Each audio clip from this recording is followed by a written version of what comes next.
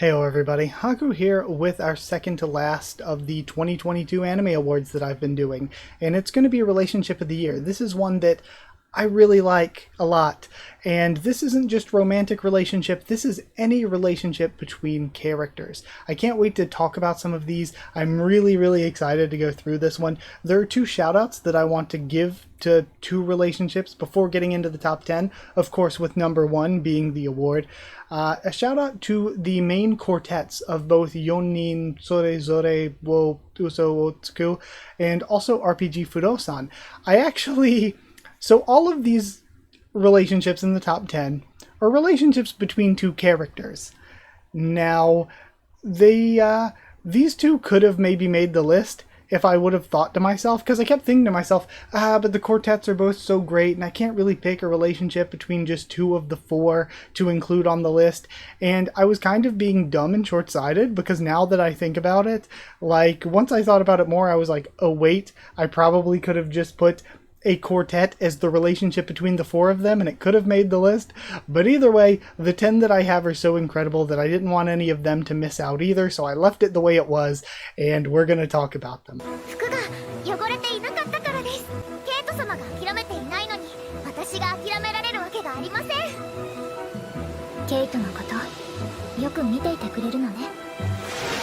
Tenth place is Kate and Emiliko from Shadow's House Season 2. I think that their relationship is really incredible in the way that Kate is always fighting for Emiliko and for her benefit, even when it doesn't benefit Kate herself, even when it's bad or disadvantageous to Kate herself. And meanwhile, Emiliko is doing so much and has done so much that really Kate owes everything, owes her being, owes who she is to Emiliko. So they're both incredibly indebted to each other and always fighting for each other. Even when the two of them are separate with different groups of characters doing different things, they're still working for the benefit of one another, working as this really cool team, this really cool tandem, and they are just really great in that sense. They're perfectly complementary, even when separate, and it's really well done. 呼んでんのうしゃー捕まえた思い出した新兵ならやってくれるだったな捕まれたらあかんぞ大丈夫完璧 And talk about complementary pairings, then we have 9th place with Ushio and Shinpei from Summertime Render. They work from like the beginning of the series as a pair. They are kind of intrinsically linked to each other. They're both such good characters individually, but from the start there's very little drama among the relationship between the two of them. They just work perfectly together, and that is really helpful for the story because I feel like their relationship kind of precipitates the entire story. It's all about Ushio's character and who she is, and Shinpei's relationship to her, and him seeking her and, you know, becoming more of who he is. And from there, because of Ushio's selflessness, it connects this character and that character, and they all kind of come together. It all works because of their relationship. So again, it's so key to the story itself. Faruma. 何をしているこの人は俺と違って自力で白死病を見抜いたんだ本当に偉大な薬師なんだなファルマ患者をよく見よ 8th place is Pharma and Bruno de Medicis, and honestly, I tried. I couldn't find a good image of the two of them together, but their relationship is very unique and very cool. So this is from Isekai Yakyoku, which is, of course, an isekai. And in most isekai, it feels like either the character is born into this new world, or the character is sort of transported from their old world to the new world, kind of as is, pretty much, except with, you know, new OP powers. But what's different about Isekai Yakyoku is that Bruno de Medicis is somebody who already had a son, already had Pharma, but then when the main character gets isekai'd into Pharma, it happens with, again, not really spoilers, it's early in the first episode, Pharma gets struck by a bolt of lightning, and then, bam, the old farm is dead, I guess, pretty much, and the main character is now isekai'd into this body. So there is a really complex relationship here of this father who's, his son just changed out of nowhere. His old son is basically dead, and now there's this new soul essentially inhabiting him. Meanwhile, Pharma has to navigate, oh yeah, this guy's my father now, and I'm his kid now, but also I kind of took over for the old kid. I'm kind of just in this body now. And their relationship and how things go between them from there, to me, is just really unique and interesting, and I like it a lot. It's a relationship that we don't get to see very often, or think about very often, that I think was done in a really cool way. 生きてるかちょっと言い方硬くないですか？ねえねえどうしたのもっとフランクに。一緒にお茶でもどうあ、ごめんなさい。タイプじゃないんで。お前に言ってね Seventh place is Carla and Alvin from Kono Healer Mendokusai, and honestly, they're our Manzai comedy duo.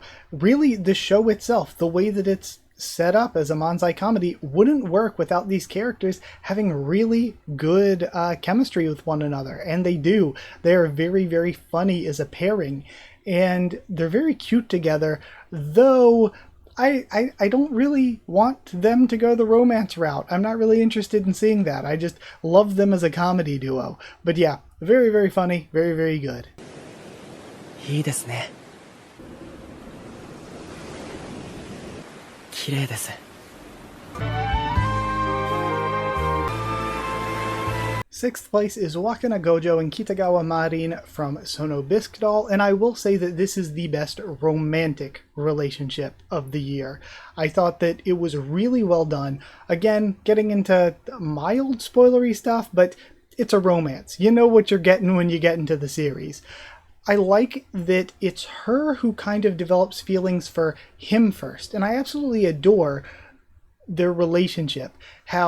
What she loves about him is how devoted and caring he is to his hobbies, how much he puts into them, how much he focuses on them, and what he loves and respects about her is that she is so open and vocal and confident about her hobbies, that she doesn't let people push her around or judge her negatively based on her hobbies. In a way, she is what he wishes he could be to his hobby, and the inverse is true in a way too, where she wishes that she could, put her all into the craft of her hobby the way that he does to his. And I love that so much, because their relationship is one that's built off of a mutual respect for each other. He respects who she is as a person, and that leads into him liking her because, of course, he finds her attractive. And in the same way, she loves and respects who he is as a person, and that's what makes her attracted to him, because she respects his person, like his, I guess, overall character. And there are so many people that I've seen criticize this series, like, oh, why would she just like him, or why would this work out as a relationship, why would this fantasy work? And I think all those people just, I hate when people say that people who have criticisms of something don't get that piece of media, but I think a lot of people that complain about Bisque Doll don't get the show. I think, like, their relationship, again, is so good because it is based off of this mutual respect for who they are as people. 私は一緒にいられてよかった。一緒に笑って、その気持ちだけは忘れない。私もです。しおちゃんと皆さんと一緒にいると楽しくなって、いつまでも一緒にいたいって。だったら、それが一番。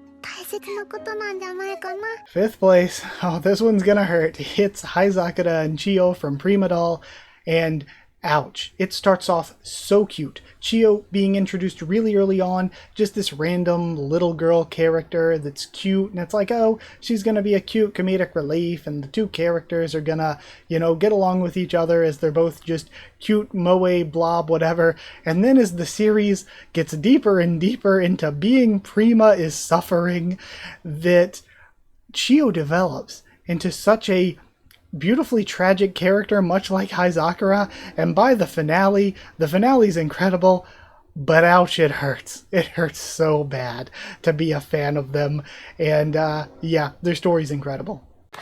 おいいつかいつこちゃんのどう読んだらええの？おっちゃんでええよ。来てない言うから来たのに講師の区別もつかへんやなんて。Fourth place is going to be Nagamu and Itsuka from Daimon, and to get into them, because again, it's not one of the more well-known stories, I think there'll be a little bit of prelude needed here. So Daimon is about a guy, early 30s I think Nagamu is, who moves back with his parents from Tokyo and starts working at the sort of traditional confectionery that they work at. And there's a girl there who his parents took in, whose parents abandoned her, and she's just been living there working with them. And so we get this character who ran off and spent his time in Tokyo and is now coming back, moving in with his parents in his 30s, who has to, over the course of the story, mature into this father figure for Itsuka. And Itsuka, who is, again, a great responsible kid, who has to deal with her abandonment issues in order to accept Nagamu.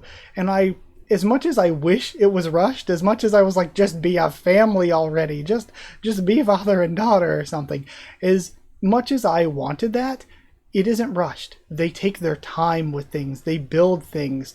They really, really make things take a realistically long amount of time for them to even get anywhere close to a even father figure-ish relationship, and it's really, really, really good. I love them.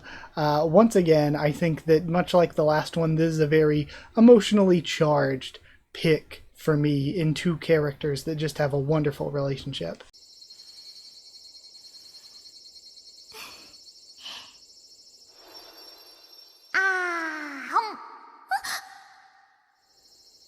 なんだかとっても幸せそうだね、プリン。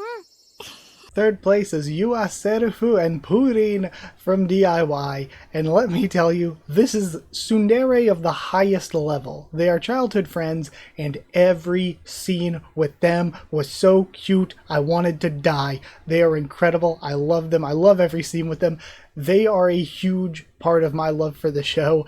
Anything having to do with Purin, especially when she was actually around Serufu, instead of just like tangentially talking about her from a distance, I love them together. They are amazing. I love them so much. And again, best friends. I said that, Marin and Gojo was the best of the romances of the year, but if we got some confirmation on some like more than just tsundere, Yua Serufu Purin actual romance, I am more than all for it, because I freaking love them. 二人とも私のお父さんだよ。それが一番嬉しいって感じする。先生こそどうなのよ。この千里はどう？好き？自慢の娘だ。 Second place is another one that I think hits pretty hard, and it's Chisato and Mika from Licorice Recoil. It is, a lot of the relationships in Licorice Recoil are good. It was hard not to say Chisato and Takina, but I went with Chisato and Mika. There's just so much love there. Mika will do so much, go so far for Chisato, again, really being willing to kill for her, all so that she can be the person she wants to be, also that she can have the freedom to decide what she wants and who she wants to be. And likewise, she isn't oblivious to any of that. She credits him as her father. She cares about him so deeply and really adores him and again gives him credit for the person she is, for allowing her to choose, for allowing her to become the person that she is.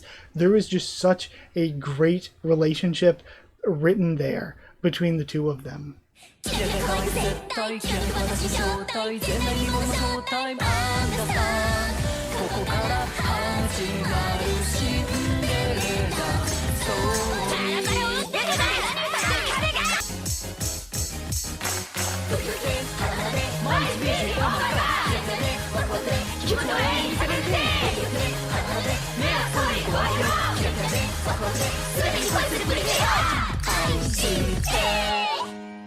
And first place, our winner for Relationship of the Year is Nagomi and Ranko from Akiba Maid War. This, again, once again, a lot of these relationships hitting so very hard for me.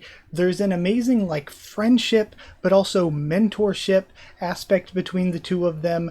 They're very much inverse examples of the story overall, the show itself and its themes, with Ranko being somebody who sort of adapted to her circumstances in order to survive, and with Nagami being somebody who has to learn from Ranko and her story and her life and use that as a way to try to fight back against falling to adapting to her circumstances and trying to overcome her circumstances. And it's not just her learning from Ranko's story, but Ranko learning and changing from Nagami's. And I really don't want to spoil anything from the end or even the last few episodes because it's so incredibly good, but they learn so much from each other. And their final performances, each of them, are mirrored. The direction in Akiba Maid War is incredibly brilliant. Some of the best direction for the year. And the final performances of each of them are mirrored from each other. And then you have the direction of the first episode of the show and the direction of the last episode of the show are also mirrored between the two of them. It is so incredible. It's amazing.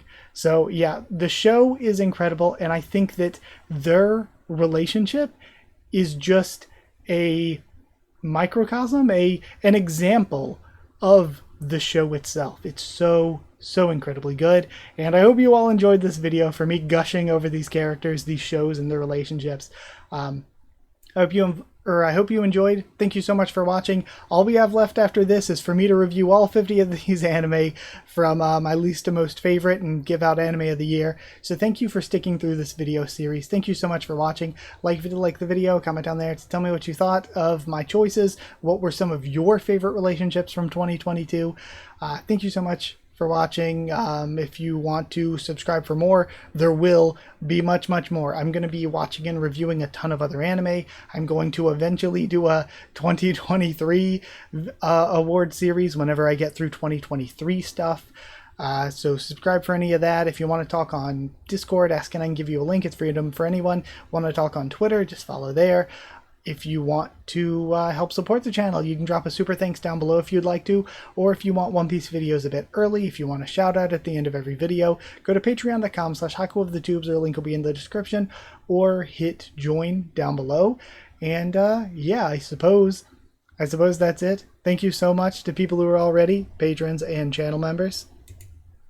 Thank you to chosen regulars, Evan Holly, Magical Girls, FR Nono and Abyss Knight, Cheriton students, David Langstaff and Folded Ghoul, Slayer candidates, SG and Stan Cedar, and Pure Element Pater Real. Thank you all so much for your support. Thank you all so much for watching, and I'll see you all next time.